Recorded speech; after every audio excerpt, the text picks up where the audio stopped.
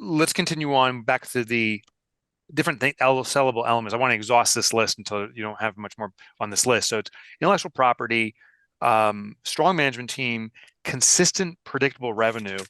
Are there other variables that you typically run into? Yes, Okay. um, almost always they include the owner of the company in the transition. The owner So, themselves. so Okay. again, they want an assurance that you're going to stick around. Okay. And that's why I often suggest that they negotiate to a 6 months with an option to stay. Okay.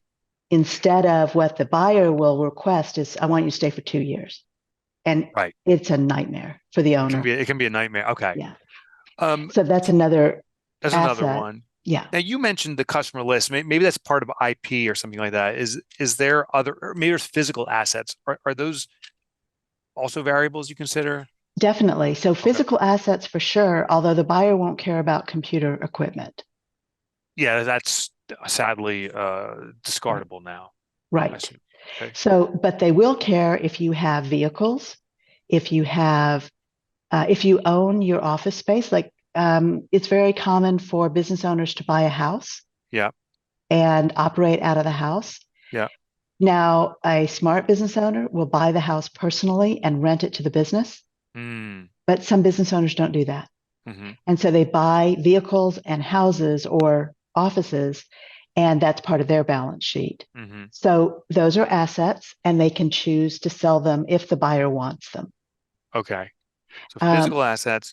What uh-huh. about, I've heard like someone has a secret recipe or some patent or something like that. What about those things? Yeah, intellectual property. You know, like that, okay, that's part of IP. That's part of IP. It's Okay. part of IP.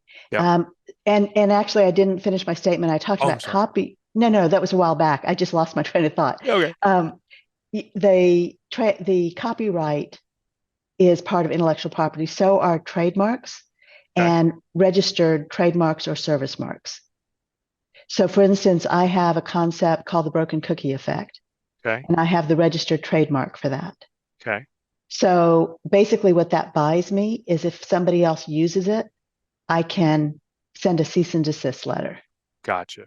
or Gotcha. I can potentially sue them, Right. if I chose to. So, all of those are business assets, Mm-hmm. but your buyer may not care about those, Mm-hmm. right? Mm-hmm. So, everything is contingent on the buyer. And your client list is definitely an asset, right? Mm-hmm. Because that's the path to the consistent, predictable revenue. Yeah. If you have a particular sales process, Okay. anything that's proprietary to your company, if you use a framework or a um, anything that makes you different Mm. or that you talk about publicly to distinguish your firm, that's part of your intellectual property.